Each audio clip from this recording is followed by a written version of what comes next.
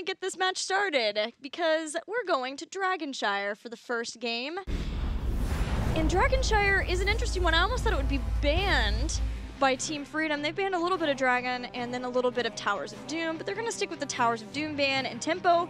Their new favorite ban is Sky Temple, which works very well versus Team Freedom. Yeah, and you know, for Team Freedom, this meta that we're currently playing in, I actually think fits Team Freedom's playstyle. We've seen the Hanzo, especially for Lutano, playing a lot of that. We've even seen the Greymane recently from both of these teams, so that is something to consider. And both of those have things that they can use on this battleground to have those tools to play around the camps. We might see the Jaina come out, things of that nature, especially when we think about Yoda being there with the Tassadar, who does well on this battleground. So there's a lot, I think, on both sides where I think Team Freedom really comfortable with this being available. Part of what amazed me about Team Freedom in their match versus Endemic is their drafting, which again, I think you can attribute to their coach, but I was just so amazed by their drafting. The Sky Temple didn't really work out for them with a double global, but I also would give that to Endemic of having great shot calling to deal with that, because it was very clear the Team Freedom had plans.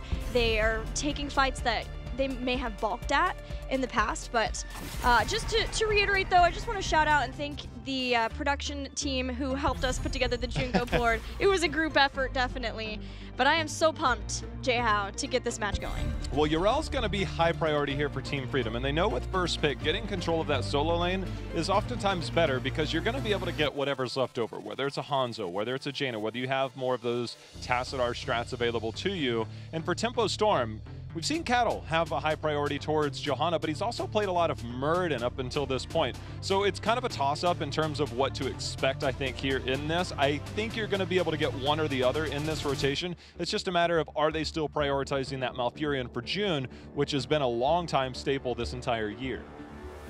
Another hero I'll be keeping my eye on throughout the draft of this entire series is the gentleman that was just picked up by Tempo Storm, and that's Hanzo. Vin has shown a lot of great Hanzo play. It's one of Lutano's very best heroes, a comfort hero for him for sure too. In this game though, Tempo Storm is going to get him along with Malfurion for June. Well, that does bring up the idea that for now, Team Freedom might have the opportunity to pick up either Johanna or Murden themselves here and then ban out the other. Again, we've seen a lot of that from Cattle coming into this weekend. Those are the only two heroes he's played, but it's been a heavy dose of Murden as of late. Obviously, some unique builds at times as well to kind of fit the situation. So again, for Team Freedom to play around that, Zagrog also plays a fair bit of Murden. This is usually the place where they pick up their warrior, and Murden is the more highly contested of the two. Zagrog's only played 2 games with Johanna, so I think it's safe to say that we'll probably see that Murden here unless he's willing to adjust and change things up. Also, with Hanzo being gone, I think it's very likely that we see Phoenix be taken here. Possibly as a denial to Tempo Storm, though with Tempo having Hanzo already, I think they're feeling really good. So there, we see the Murden and the Phoenix to boot. And it fits a lot of the playstyle. I mean, Phoenix can be that hero that can rotate between mid and bot or just casually soak that mid lane. He brings a lot of firepower, a lot of pop to the team. Murden's picked up there. I just wonder, is Team Freedom willing to ban a Johanna, who we've seen obviously in the hands of Heroes Hearth have a pretty significant value, but it's also the second most played hero for Caterpillar coming in as well, and does do well on this battleground. Hanzo has decent wave clear post level 4 with that explosive arrow if they go into that. But as you said, there are still other things available. We've seen the Thrall from Tempo Storm in the past, and the Jaina is going to be banned out. So it's not going to be the Jaina, so Thrall might be an option for them going down the road.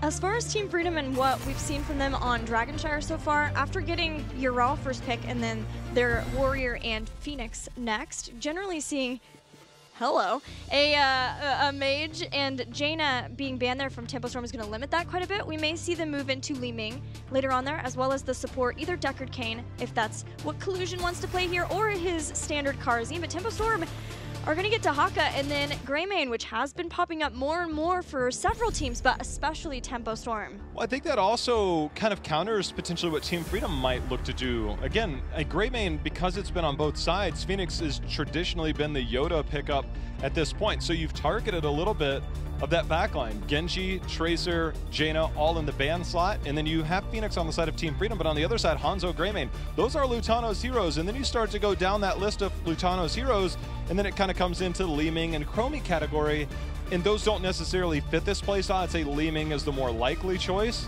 Yeah, Let's they put it They played her here before. One hero that I'd be curious about if we're going to see it, I think this might be the spot, Cassia. Cassia is one of those rare pickups. We've seen some minor changes.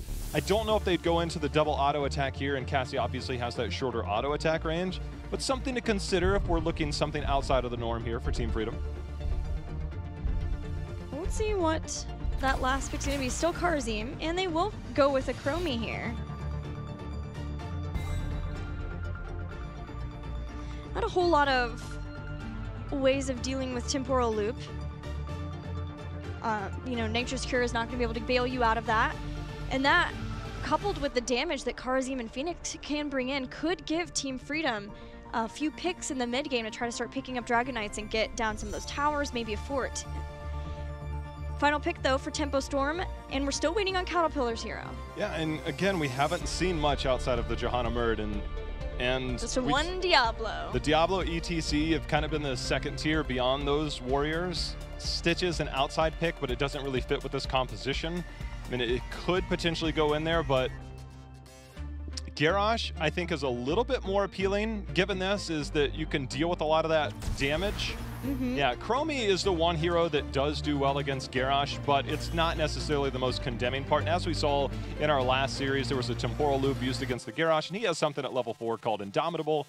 He just pressed that button and walked away, so it does give you more safety options for potential Temporal Loop. Also, into the fray, because like I said before, there are a few people who could be vulnerable to that Temporal Loop. And now having a warrior who not only can move up there and bail out the person, just run to him.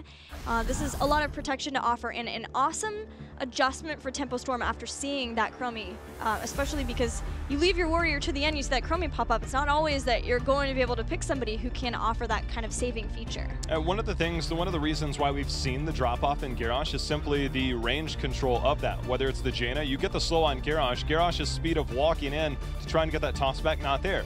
Phoenix, by the way, has a Plasma Cutter that adds a slow, so you clip him anywhere on that engagement, and then the Garrosh can't quite close that gap and have the same impact. So we've seen more of the backliners finding ways to deal with Garrosh as we move forward since Midseason Brawl, and so now Garrosh, again, will have a little bit of a tougher time, but still a very strong pick overall. Well, June being on Malfurion might be able to help close the gap with some roots. Also, a Dahaka stalking in might be able to do it too. Let's get into game one between Tempo Storm and Team Freedom.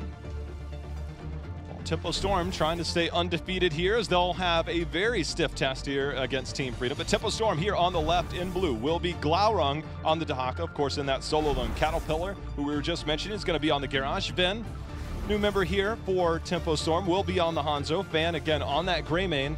And June, going to be playing his usual Malfurion. In the red is Team Freedom. Collusion, support player on his standard Karazim.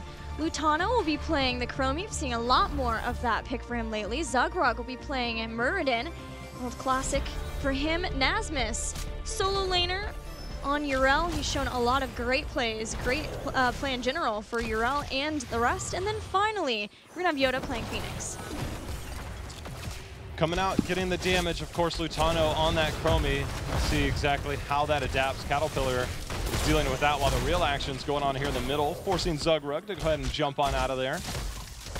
Just the usual early game, mid lane skirmish. Later on, that might be scary with the stun lock and a taunt of a Warlord's Challenge. Follow-up drag, and Greymane is such great damage to follow up and be the person who tries to get that burst and get the kill. Already seeing Zugrug take that much damage before he dwarf tosses out may be an inkling of things to come later on once Tempo Storm gets their heroics. Well, we saw a pretty devastating combo yesterday that was around a taunt and a cursed bullet, or some type of lockdown, yes, I should say, and a cursed bullet. And in this instance, you could get the taunt and the cursed bullet. Collusion on the other side, we've seen some top-notch plays from his Karazim. So Very he does true. have that gap closer, plus able to land that palm in those situations. But all it takes is a split second to be caught out against that style of combo. So we'll see if that does come out. But Tempo Storm, Gilly, one thing you've noted as of late, they're high priority on early camps. Yes, early camps and early siege damage using that Greymane most of the time. Whereas other teams have still been trying to make that work with the Phoenix. It feels like for Tempo Storm, and it almost feels like it's fan from what we heard from him talk about Greymane the last time we had him on for a winner's interview. It's something that he feels very confident on. And you know, Collusion, yes, he may have the palms there, but because it's Dragonshire, I think it's not outside the realm of possibility that Tempo Storm looks at the way Dragonshire works and considers the fact that Collusion may be elsewhere and they can try to get a pick from Curse of Bullet and the Warlord's challenge while he is there like in the top, just like we saw sieging down some structures. Well, Tempo Storm, we generally see this early rotation, Gilly, to where they get the double camp about mid-game and then really try and force the advantage in that bottom with those camps. Instead, they're coming out minute 1, making that happen. Team Freedom ended up trading in that top lane, at least the wall. That overall control is going to be there because that well is not going to be there in the top lane. But we always know that bottom lane tends to have a little bit higher priority in the longer run of things, as that well has been taken away from Team Freedom.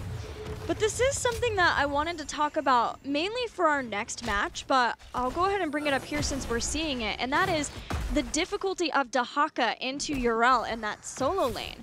Because what teams have been wanting to use Dahaka for, especially Tempo Storm, that they can bring down this global hero to maybe help out with a camp or get a pick, because Yrel is so strong in that lane, and especially when Karazim rotates up and helps take down an early front wall, those opportunities are just simply less available than before. These body blocks, though, looking really good. Now Glaurung comes in for the stock, hoping to get that. There's a Groundbreaker stun. hits. Moonfire not enough. Glaurung unable to close the gap. No minions there. Collusion saved every ounce of that. I think he was waiting for that dash. It'll be a little bit easier at level 7, but we could still see Tempo Storm hanging around here, at least for the moment.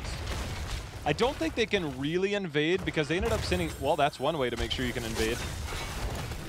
Collusion was still low, but Greymane was sent to the top, which is what you were talking about, to try to cover that after Dahaka had stock down so that he could keep that mercenary camp from just getting free cleared by Nazma, so they could get a little bit of structural damage to counter what had been done in this top lane. But now Yrel is going to get even stronger in that solo lane because she has Divine Steed picked up, and we have a Dragon's Eye this time for Chromie. No Mobius Loop for Lutano. Seen a lot of it as of late, so definitely a change-up. We're also getting a little bit of Wizened Duelist action, which you get more auto attack damage every time you get those autos out. You get more when they are in Worgen form, so we'll see how that plays out going forward. When you die, you lose half of those.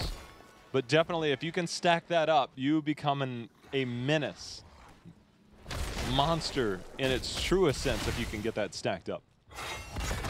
Camp in the bottom, but the rotation up from Chromie, who now has Temporal Loop. That's still been chosen. What I had talked about with Collusion maybe not being around when Tempo Storm goes for the combo, that could also be said for a Chromie with Temporal Loop. If Garrosh is not there, if he's somewhere else, he's trying to help out, it may be a possibility that with the Karazim damage and the Storm Bolt, they can still get that kill. Ven moving back, seeing Zugrug get aggressive, trying to set that up possibly for his team, but having this bottom lane pushed out, Team Freedom will just try to get both the shrines. Well, Ven knows his predecessor, Sidestep King, so he's making sure that he can at least hang around there. Glaurung gonna go ahead and use the Essence. Nazma's holding point for now, this 1v1. Again, it's much more technical in that sense as opposed to the let's land some skill shots, blow somebody up. That 1v1 is far more technical, and those guys, I guarantee you, that is a battle of wills there.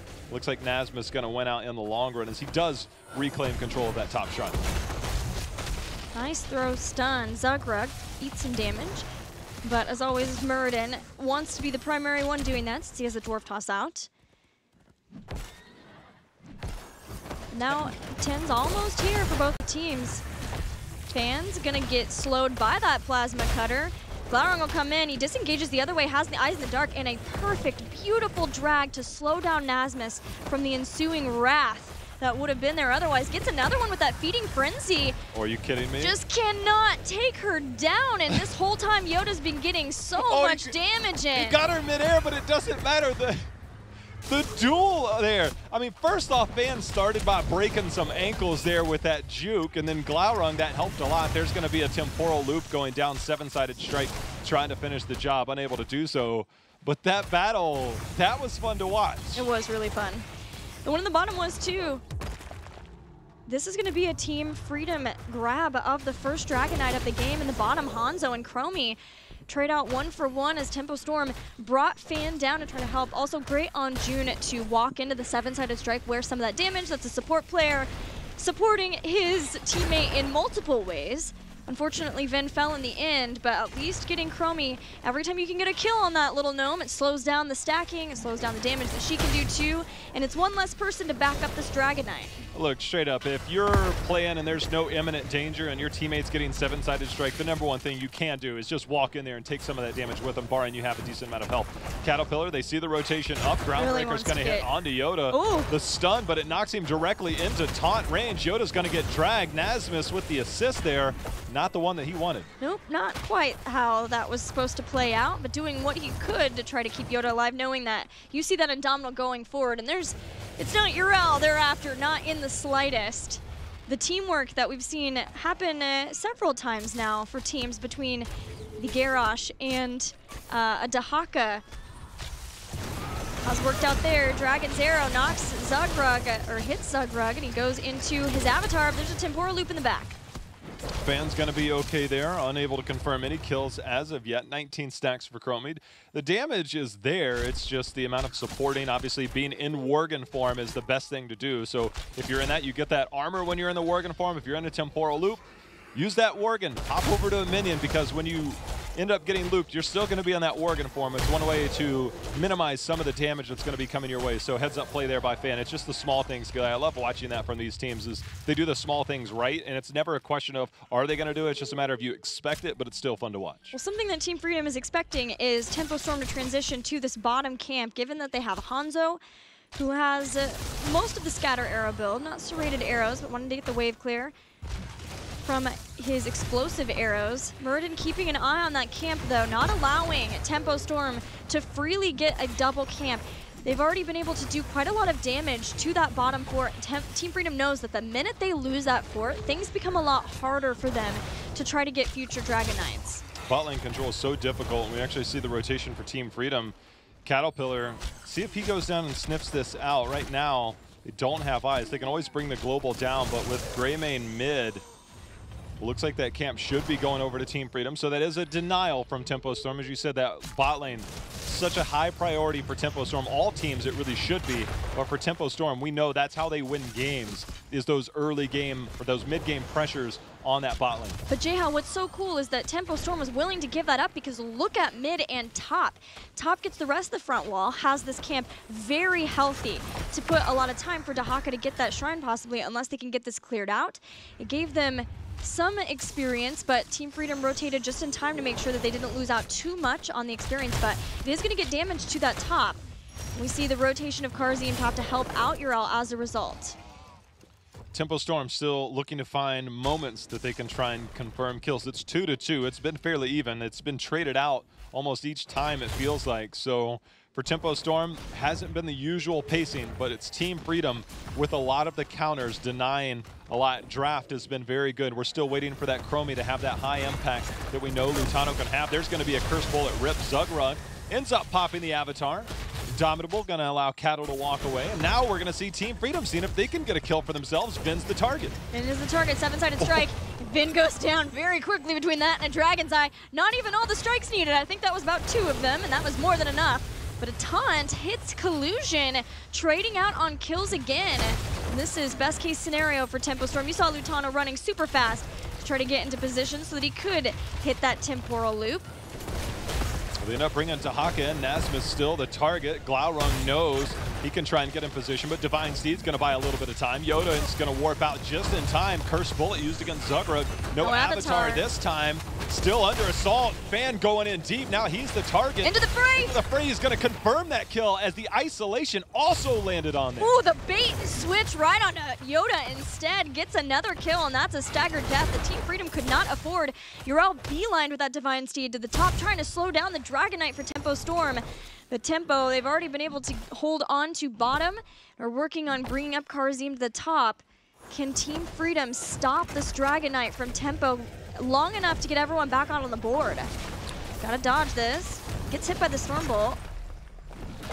Paddle's coming up, 7-sided strike, temporal loop. Dragon's Arrow's gonna hit, not before the Dragon's Eye goes off. Timeout, right as taunt goes. Glaurung's gonna fall, see if they can save the Chromie. It looks like they've done just that. And now Team Freedom might be looking for more if they can find it, but they're gonna go ahead and back away. Will Tempo Storm, excellently played. This is heavyweights just trading punches here. Yeah, Team Freedom knew that it was likely that Tempo Storm sends Dahaka to the top since he has that Brush Stalker movement speed to go through the bushes, rain straight up there. He's somebody who could squat on the point for a while. So they bring a lot of people up, or even willing to burn Temporal Loop, and it felt like the communication or trying to get Garrosh in to help Dahaka just couldn't be had. There were way too many people for Team Freedom there, and the rest of Tempo were just trying to go up. We saw the Twilight Dream, but he dove out of it, which allows Zugrug to get into his avatar form. Yeah, now Collusion does have that cleansing dash that he will be able to cleanse every time he dashes to a target. Nasmus going to be spotted out there with the arrow. Cattle just kind of walking in there.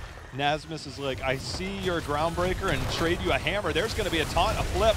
There's the cleanse again. Salvo out.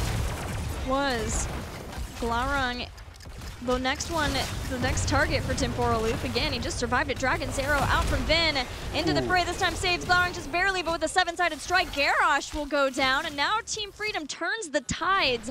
For 40 seconds now, no main frontliner for Tempo Storm. Collusion is annihilating people. Like, he doesn't have a ton of damage, but he is the executioner in this composition when that Temporal Loop goes. Lutano, looks like we're going to have the DK picked up here. By the way, Greymane sitting at 20 out of 30 stacks. Again, it's percentage-based auto attack damage. So every time you get those auto attacks, you get 1% stacks up. He's at 20% bonus damage, and it caps at 30. So he gets a couple more stacks there onto the DK. That's one way to make sure, because you know the DK can't necessarily 100 to 0 you.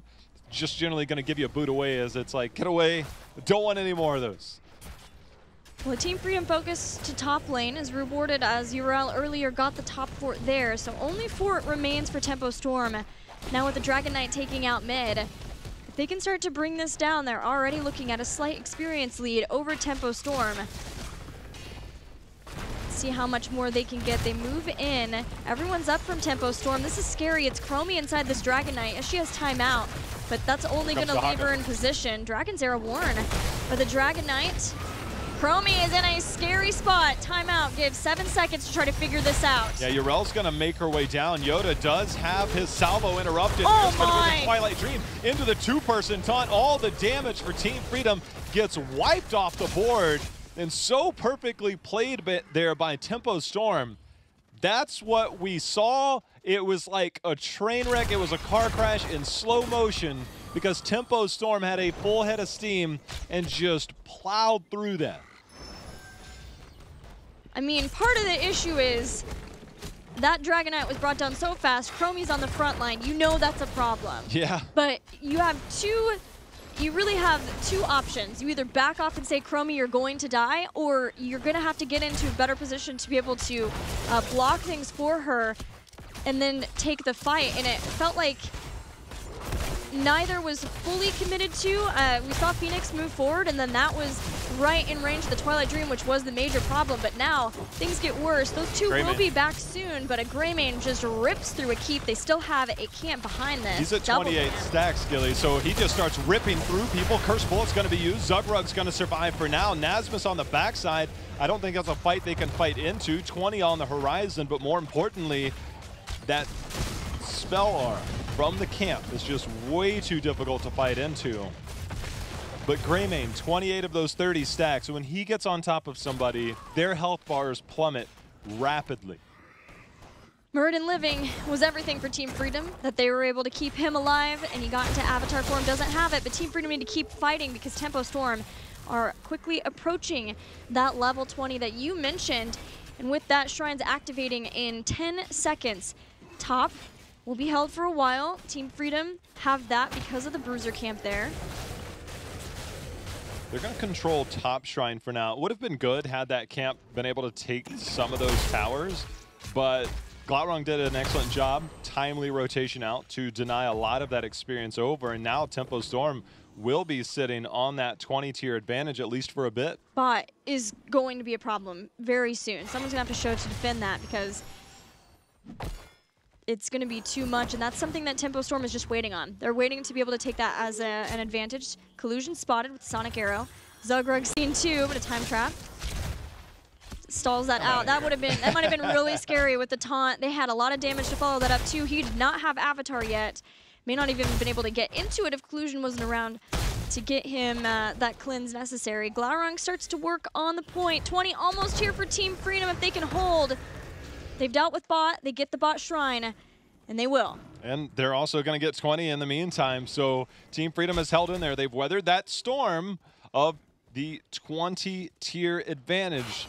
There's still the global advantage on the side of Tempo Storm. There's also the bot lane advantage, something they play incredibly well with. Once Dahaka makes that transition down through the Brushstalker, you know this fight is going to be here. And I don't think Team Freedom can really afford to not hang around here. There's no camps that they can really use to push out the other lanes. When those camps come up, then they can make rotations out. But for now, they have to hold position here.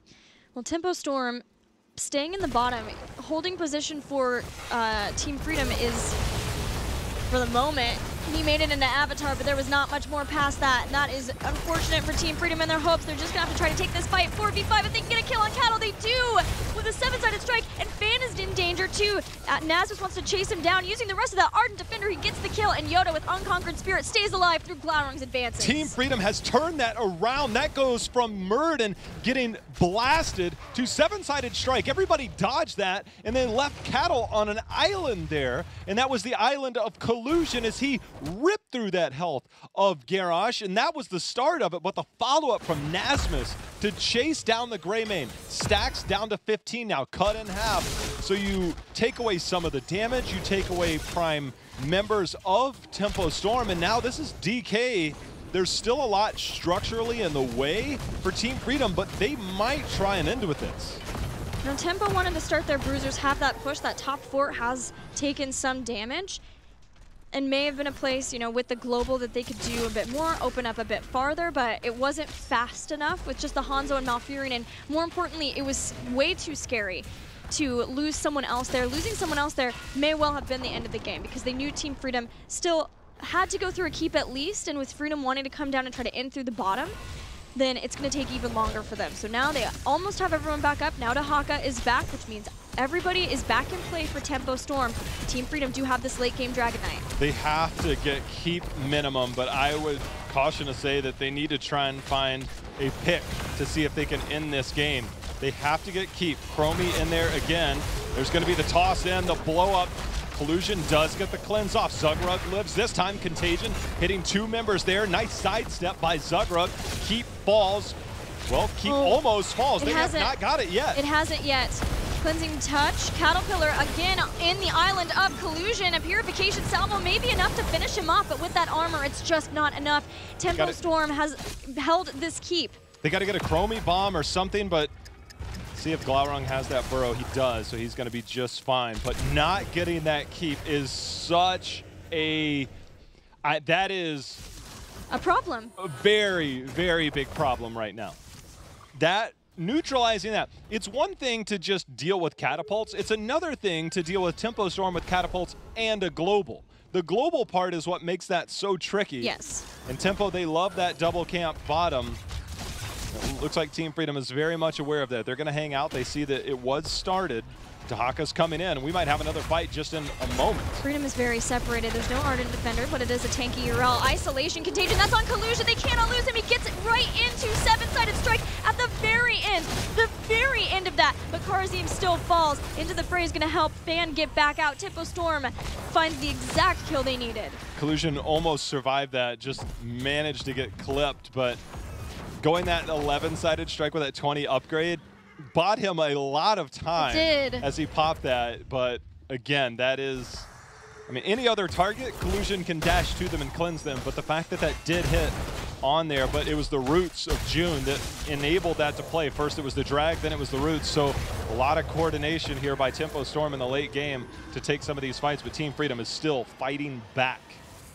It felt like Tempo Storm has made people worried enough about that double bot camp pressure that they know that and they can do different things like just leave it and push top and deal with it because they got extra damage done to that lane earlier on because of the Greymane. And this time, they knew that Freedom was separated enough and had started it that you saw Dahaka stock right in the middle of the action, splitting apart Team Freedom and then getting those monstrous abilities to hit Collusion and getting that kill sets Freedom back. But Freedom has stayed in this and is still fighting. They have Collusion back.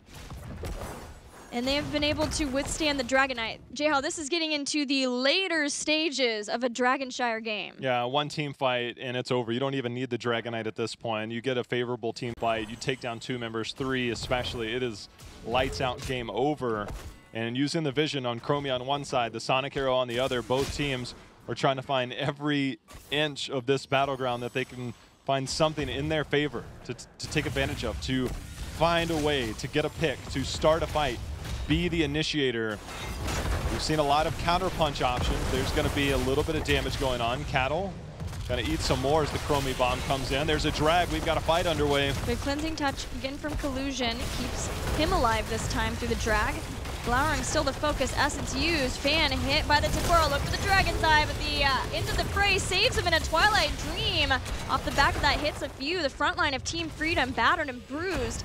Zugrug jumps back, but Freedom held that fight. They're pushing this lane back.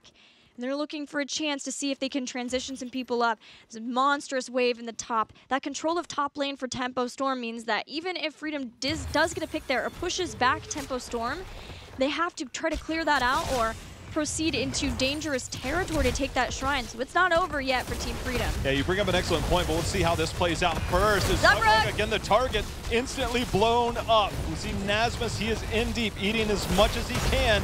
And they're trying to hold on. Collusion dash out. The self-cleanse there for Urel. Nasmus trying to hold on. Gets the jump. It's not enough. He is the second to fall. Oh, that might be enough here as the DK imminent.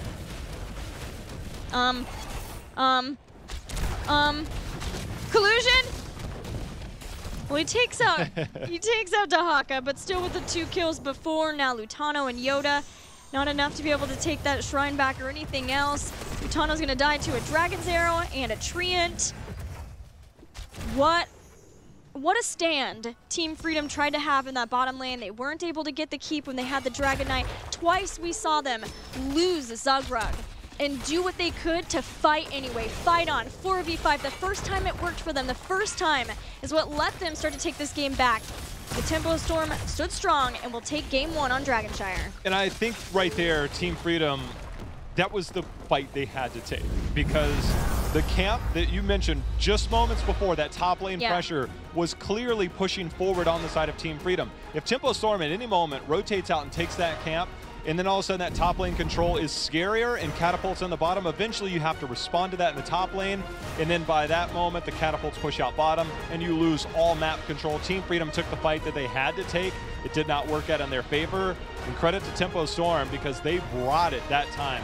Between Greymane and Hanzo, the combo of Finn in that back line was devastating against that, but the setup, the combination of that cursed bullet and the blow-up potential was there for Tempo Storm. I'm so happy that you have been willing to accept that the dual name is indeed Finn, because hashtag Finn's pretty darn awesome. It's only because Vin put it on his Twitter. I figured if half of that duo hashtags Finn, then I have to follow it. Yeah. Oh, I guess there's also June. June voted for it too, so there's like more people on board. June was wearing a banana hat. That he was. And you know what? Hopefully he doesn't get the zipper stuck and have to play a match in that, because as good as that'd be for the Jungo board, probably not so great for June. I think that thing would probably be pretty warm. I would say it would be very warm. Yeah. I mean, it looked, I don't want to say it was uncomfortable, but, you know, wearing a giant banana costume for the duration of several games. I mean, I dare anybody to try. I mean, I'm sure there's going to be somebody out there that streams. You might be even streaming that. I wonder if we can like get him to do that for us. We'll have to see. We've had a couple of tweets from you guys who have been talking to us throughout that first game. What's in the box? Hashtag HGC. Don't forget, what's in the box? I mean, I want to know. I put a lot of time and effort into it. So I'm excited for it. It's not fresh meat. We're going to go ahead and take that off the board. But I wouldn't have been surprised knowing you and your butcher love. I mean, yeah, but it's the power of the... Okay, we're just going to skip this tweet. Oh, let me read it. Oh, this seems like it's a tweet from me because it's from Argy, and he's awesome. It's the power of the Horde that Gillyweed will break out and burn that Alliance jersey up. That sounds about right. Argy, I know you. Why are you hurting my feelings? I hope Haloran doesn't need a warning to see what's in that box. And if you don't know what you're talking about, maybe you should ask Haloran. And if you are a fan of Haloran, feel free to tweet him. He absolutely loves it when people tweet him pictures weird of ways. Ginger Dread Nazebo. Ginger Dread Nazebo. Yeah. Just go, you see his tag there, @_Haloran. Tweet him, Ginger Dread Nazebo. Haloran, great part of our community.